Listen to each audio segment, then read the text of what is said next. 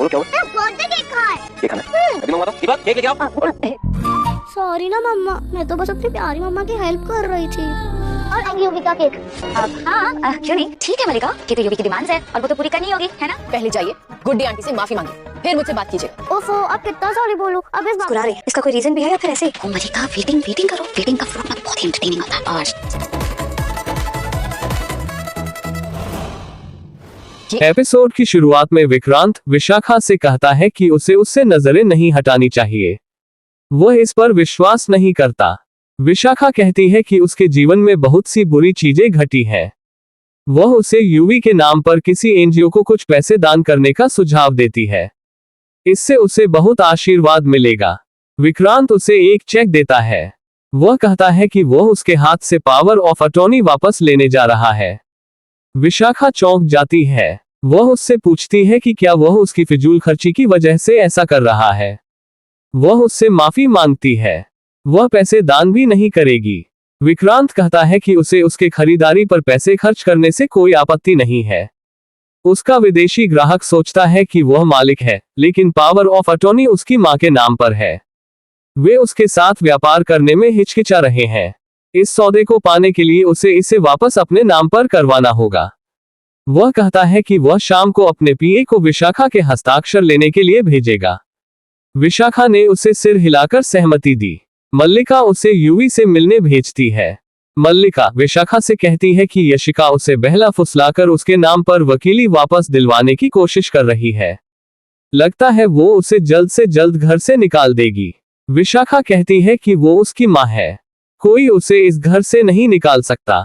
विशाखा मल्लिका से कहती है कि उसे सावधान रहना होगा, यशिका उसकी जगह छीन सकती है। मल्लिका कहती है कि वो ऐसा नहीं कर सकती।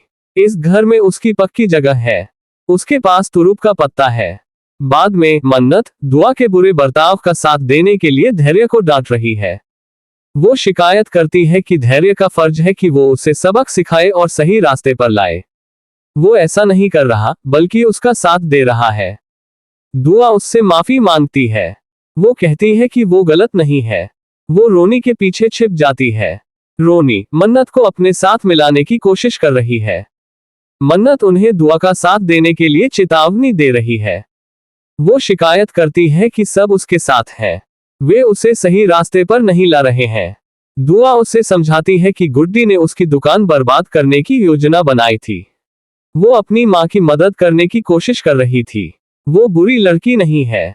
मन्नत कहती है कि किसी का कारोबार बर्बाद करना पाप है। दुआ कहती है कि उसे कोई सजा नहीं मिलेगी क्योंकि उसकी नीयत अच्छी है। बाबा जी उसे सजा नहीं देंगे, वो बाबा जी की बंदी है। मन्नत को विक्रांत की याद आती है। बाद में मल्लिका यूवी को विशाखा से मिलवाती है और कहती है कि वह उसका तुरुप का पत्ता है।